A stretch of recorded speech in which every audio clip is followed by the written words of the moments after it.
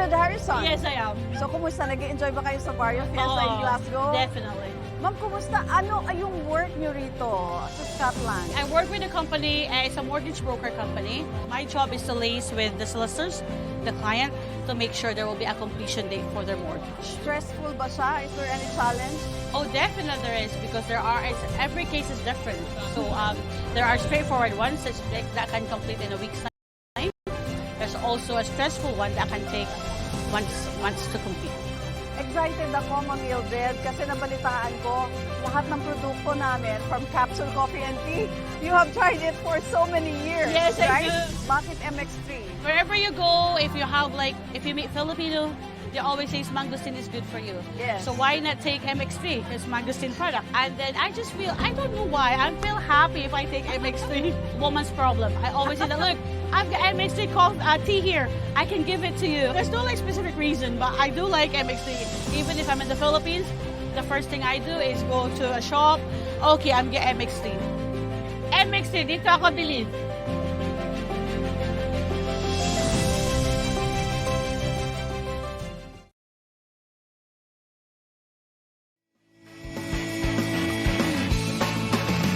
Ang nag-iisang girlfriend mo sa radyo, DJ Lindsay.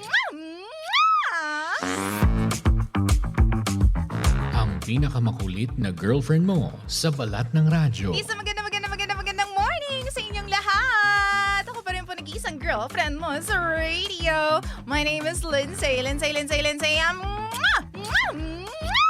Makulit, pero may puso, handang makinig sa mga kwento mo. Alam mo, feeling ko kailangan mo na siyang iwan kasi it doesn't make sense. Ang kwento sa lihim ng liham.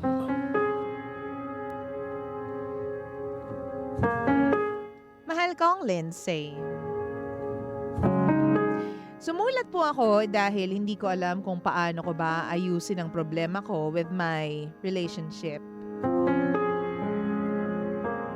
DJ Lindsay, mahal na mahal ko po ang girlfriend ko pero aminado po ako na nahihirapan po akong i-handle siya sa ngayon. Konting background lang po. Ako po si Abet. Meron po akong girlfriend and pareho po kaming nagtatrabaho. Dati-rati nakakapag-ipon naman kami para sa future namin. Pero lately, biglang nagbago lahat ng plano niya. Bigla na lang siyang nagpaka-breadwinner sa pamilya niya. Inako niya lahat ng responsibilidad, pati na yung pagpapaaral sa kapatid niya na magka-college na. Parehong mga magulang niya ay senior citizen na at pinag-retire niya na rin pagka 60 years old. Kaya naman yung dating hatian sa mga dates namin, ngayon, ako na ang lahat. Libre na po siya sa lahat at nagpapabili pa nga sa akin ng kung ano-ano. Tapos, yung mga kinikita niya, binibigay niya na lang sa pamilya niya. At wala nang natitira para sa aming dalawa.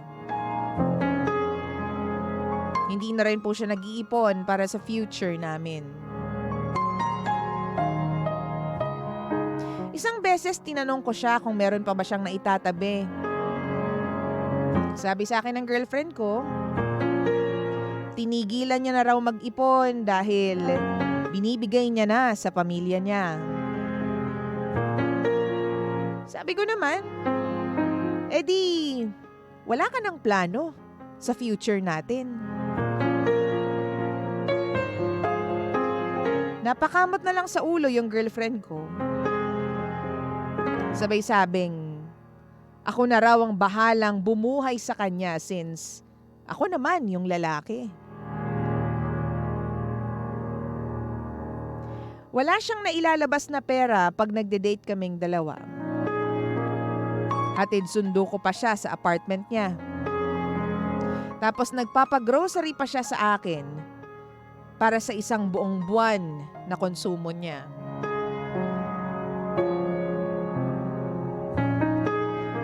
Siya, lahat ng kinikita niya, DJ Lindsay, napupunta sa kanyang pamilya. Pero yung kinikita ko, hinahati ko sa aming dalawa. Napaka-unfair kapag sinabi ko na ayoko ng ganito. Pag naririnig niya yon, bigla na lang siyang umiiyak. Makikiusap. Hahagulgol. Huwag ko raw siyang iiwan kahit anong mangyari. Habang siya, DJ Lindsay, ay busy buhayin yung pamilya niya, ako naman po, nasasagad yung kinikita, pati ipon ko sa kanya. Para lamang sa future namin. Nahihirapan na po ako. But at the same time, mahal na mahal ko po ang girlfriend ko. Yun nga lang po, hindi ko alam kung hanggang kailan po ako makakapagbigay ng pasensya at ng ipon sa kanya.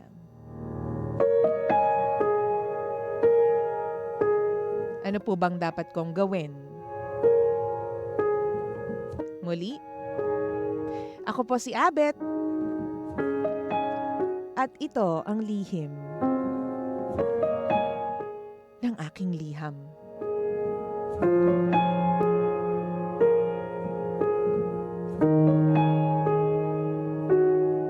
Lihim ng liham.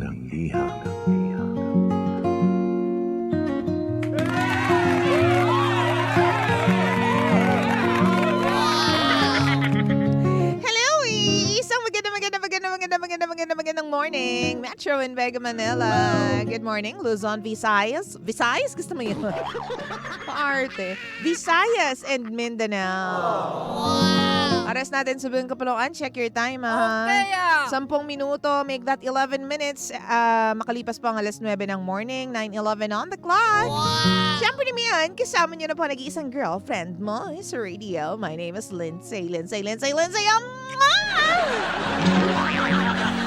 At hanggang mamayang alas 11 pa tayo magsasama-sama dito po sa Lihim ng Liham. Good morning! Sa lahat po ng mga nag-iipon pero hindi makapag-ipon dahil merong iba-ibang priorities. Hindi ka nag-iisa, marami kang karamay. Hoy, breadwinner!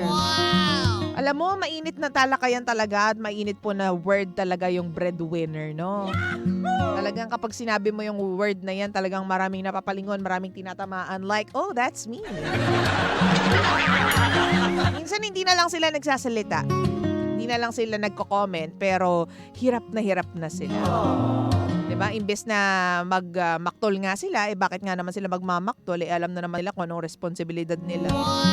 Ngiti-ngiti na lang pag may time, hindi na lang iniisip yung hirap ng trabaho at yung hirap ng daloy ng pera, mahal ko. Ganyan sila. Ganyan ang mga breadwinner. Good morning! Ayan na, mag-attendance na tayo, ha? Pag kulang pa kayo dyan, tatayo kayong lahat sa labas ng classroom. Si Salvacion, Tiao Gordon, si Rosemary, si Leia Preston, si Emmanuel, at saka si Liza Kula. Good morning, DJ Lindsay. Good morning po sa inyong lahat. Ito pa rin po ang Lihim ng Liham, ang kwento po ni Abet ngayong umaga na ito. Alam mo, feeling ko kapag ganyan, di ba, yung dati-rati naman nag-iipon sila para sa kanilang pamilya o sa binubuo nilang pangarap. Tapos bigla na lang, ay, nagdesisyon ako na ako na yung magsusuporta sa mga magulang ko, ako na yung magsusuporta sa pamilya ko. Ganyan. Hindi na ako mag-iipon para sa aming dalawa. Para sa pamilya ko na lang lahat. Oo, kasi hindi na kaya magtrabaho ng mga magulang ko. Wow! Siguro, mas maganda kung pag-uusapan ninyong dalawa. Mas maganda na papag-usapan yung mga ganyang bagay. Kasi, di ba, syempre, kaya nga kayo magkarelasyon kasi meron kayong plano to be together, 'di ba? Magpakasal at gumawa ng sarili ninyong pamilya. Pero paano nga naman kung biglang maiba yung priorities? Hindi, syempre nahihirapan din yung lalaki. Wow! Ano bang masasabi mo tungkol dito? Share your thoughts naman, mga mahal ko pangga ka baby ko. Wala pong mali na answer dito because these are all your opinions. Kaya naman, go mo na yan. Isend mo na yan kung ano mang naiisip mo tungkol dito sa kwento natin for today sa Lihim ng Liham. Hi! Sabi ni Grace, okay lang yun. Hanggat single pa siya, tumulong muna siya sa kanyang pamilya na wala bigla. Wait lang ha. Tapos, kami lang ang naging asawa ko. Wala akong nadinig na reklamo sa kanya kasi naiintindihan niya ang lahat. Sana lahat. Tulad ng Diyosawa mo. Ikaw na talagang haba ng hair mo, babe. Sabi naman ni Maria Joanna Julian, good morning po. Sa isang relasyon, kung marami ka ng reklamo, naguguluhan ka na, nahihirapan ka na sa sitwasyon, kung mapapag-usapan nyo, magpahinga muna kayo para makapag-isip kayong dalawa. Feeling ko naawa ka na lang sa sitwasyon niya, kaya hindi mo siya maiwan-iwan. Ganon, may awa factor. Pero kasi syempre kapag mahal mo yung isang tao, may awa din naman talaga, di ba? Wow! Hi kay Kasmot! Good morning, mahal ko, baby ko, pangga ko, Lindsay. Hello! Sabi ni Ame Red Tuwico, good morning DJ Lindsay. Magpapa-attendance po kami Barangay Finance Department po ng NBS. So, maraming salamat po, magandang DJ Lindsay. Maraming salamat and good morning po sa inyo dyan. Sige lang, ayos-ayos lang kayo. Ayusin nyo yung mga, mga payroll dyan ha, yung mga finance department dyan. Sinasabi ko sa inyo, pag gantong nangangailangan ng mga tao, nako, maiinit ang ulo kapag hindi nakakatanggap. Lahat kaaway. Okay. So, kasi ako nakikita ko dyan, kailangan nyo siyang, kasi parang bigla na lang siyang nangyari. Kasi dati, sabi mo nga, nakakapag-ipon na lang kayo. Tapos parang hindi naman nasabi sa'yo na susuportahan niya na yung kanyang pamilya, 'di ba? Parang bigla na lang siyang nangyari. So ikaw, nagulat ka na, ay, teka lang, akala ko we're still on the same page. Akala ko we're still on the same boat. 'Di ba? Napaisip ako, boat ba o both? Ay, pilingera kasi. So, kailangan nyo talaga siyang pag-usapan. Di ba? Kasi lalo na yan, ikaw tao ka lang din naman at saka nag-e-expect ka, di ba, na meron kayong iniipon para sa future ninyong dalawa. Kasi mahirap nga naman. Although, society dictates, no, kahit noon-noon pa, na ang lalaki talaga magbubuhat sa pamilya. Pero yun nga, para sa akin ha, wala namang masama kung dalawa kayong magbubuhat sa pamilya ninyo. Like times like these, nako, nakakaloka. Pag isa lang ang may trabaho, medyo mahirap talaga, di ba? Pag-usapan ninyo yan. Brother, pag-usapan ninyo yan, Abet. Pag-usapan ninyo, lalo na kung sinasabi mo na mahal mo naman yung jowa mo. Di ba kapag mahal mo yung jowa mo, hindi ka papayag na mawala siya sa tabi mo? Gusto mo palagi kayo nagkakaintindihan, gusto mo hindi komplikado ang mga bagay-bagay para hindi kayo nagtatalo. So, lagyan mo ng direksyon, lagyan mo ng sistema, lagyan mo ng structure. Teka lang, bakit nahihirapan kasi ako? First and foremost, you have to be honest with her. Diba? Maging honest ka sa nararamdaman mo. Baby, nahihirapan ako financially kasi pinagkakasya ko lahat-lahat para sa iyo at para sa akin. Baka naman pwedeng kumurot, diba? Kung kaya mong sabihin yan, baka naman pwedeng kumurot doon sa budget mo para sa pamilya mo kahit konting-konti lang. Wow! Kasi medyo nahihirapan na ako, napipilay na ako, malapit na ako malumpo. Sabi dito ni Sunset Tour, Sunset? Kay Guy po, ang adjustments, kahit kasal na kayo, hindi matatapos yan. Good luck po kay Kuya. Again, nasa pag-uusap yan. Kasi wala naman talagang problema kung wala kang choice kundi tumulong sa pamilya mo. Pero you have to make your partner understand and comprehend kung anong pinagdadaanan mo. Wow! Hindi po pwedeng bigla ka na lang nagdesisyon tapos wala sa hulog yung partner mo. Bakit? Kasi hindi mo siya sinabihan. 'Di ba? Parang kami ni Romel nag-usap kaming dalawa na wala namang problema sa amin kung magbibigay kami. Kumbaga ite-treat namin or isi-spoil namin yung mga magulang namin. Kasi ako, noon pa man, hindi ko man din nakakasama o nakikilala si Romel. Although high school pa lang magkakilala na kami. Hindi pa kami romantically together. Gusto ko talaga ini-spoil yung pamilya ko. Although ngayon, bilang bumubuo na kami ng pamilya, syempre, nababawasan na yon. Pero nandun pa rin, gets mo, hindi siya nawawala. At ako, hirap na hirap ako dun sa kapag iniisip ko na, teka lang, kailangan kong tipirin yung ganto, kailangan kong wag mo na gumastos. Hirap ako kasi nga sanay ako na all out ako sa pamilya ko, all out ako lalong-lalo na sa mga magulang ko. So, naiintindihan niya naman yun kasi siya, ganun din. 'Diba? So, kailangan nyo lang din talaga mag-uusap. Kailangan, alam mo yun, pantay kayo ng wavelength pagdating doon sa bagay na yan. Kasi kung hindi, talaga ma-outbalance kayo. Talaga hindi kayo magkakaintindihan, mag-aaway kayo, magkakasilipan kayo ng pera kapag pinansin ka niya. Bakit mo ko pinapakailaman? Pera ko naman to. Bakit hindi kita pakikialaman? Ako na lang gumagastos sa relasyon na to. 'Di ba? So ang pangit pa naman kapag yung pera yung pinag-awayan na magjowa, 'di ba? Wow! Ang pangit.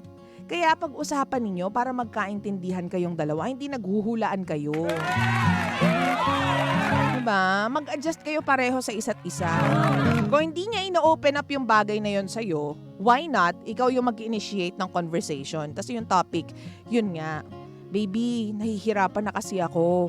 Ano ba? Paano ba yung setup na to? Pwede bang kahit papaano meron kang ibigay para sa ipon nating dalawa o talagang wala tayong magagawa?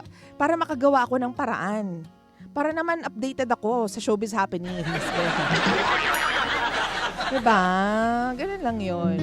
Kasi I'm telling you, kung ngayon mahirap, gagawa kayo ng paraan para 'di ba? Para maging mas maluwag yung pamumuhay ninyong dalawa. Wow! Lalo na kung nagmamahalan kayo, 'di ba? Yung lalaki, kung mahal na mahal niya yung babae, gagawa siya ng paraan para hindi kayo mahirapan financially. Pero kailangan updated siya sa kung anong nangyayari tumiikot sa isip mo. Kasi baka naman mamaya ikaw na lang yung lalaki na lang yung may pangarap na magpakasal kayo tapos ikaw na stuck ka na lang diyan. Hindi dapat ganoon. Dapat fair kayong dalawa, 'di ba? Sabi dito ni Darwin, proper communication is the key. Sana naman no money involved kasi yan pa ang ugat ng sumbatan. Sa true ka dyan, friendship, no, si Darwin. Sa true ka dyan, kung magkakapatid nga nag-aaway dahil sa pera, mag-asawa pa kaya, magjowa pa kaya. Diba?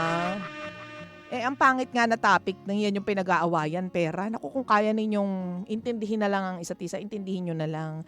Again, kung mahal ninyo ang isa't isa, gagawa kayo ng paraan para mas maging maluwag kayong dalawa financially. Ang lalaki gagawa yan ng paraan para mabuhat niya yung babae. Pero yun nga, kailangan updated siya sa mga nangyayari. Malapat alam niya kung inline pa ba yung naiisip ko sa mga plano mo. O baka naman ako na lang yung nandito, nagpaplano magpapakasal tayo, nagpaplano to be together forever, tas ikaw nandyan ka lang. Wala ka na palang plano sa akin. 'Di ba?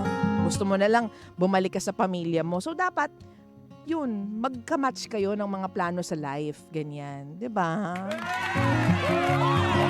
Sabi ni Ami, para kay kuya, dapat tanungin mo din yung girlfriend mo kung mahal ka niya. Dahil kung mahal ka rin niya, alam din niya dapat ang kung anong ang para sa inyo. Hindi naman mahirap intindihin pag may ganyan na karelasyon. Sana ipaintindi mo rin sa girlfriend mo yung future ninyo. 'Di ba? Sabi pa dito, wait lang ha. Hindi ko mapindot. I can see the sign.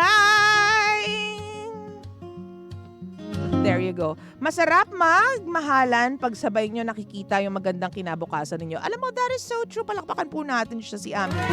Ami Red Tuwico. Lagi ninyong babalikan yung dahilan kung bakit kayo magkasama. Kung ano bang nagpapaalab sa inyong pagmamahalan. Uy, napakalalim. Nagpapaalab sa inyong pagmamahalan, bakla. Palagi ninyong babalikan yun. Ay, naku, sarap ma-in love. Again, intindihin ang isa't isa and comprehend each other. Mag-usap kayong dalawa. Kasi ang taong nagmamahalan, ang mga taong nagmamahalan, iniintindi ang isa't isa. You understand each other.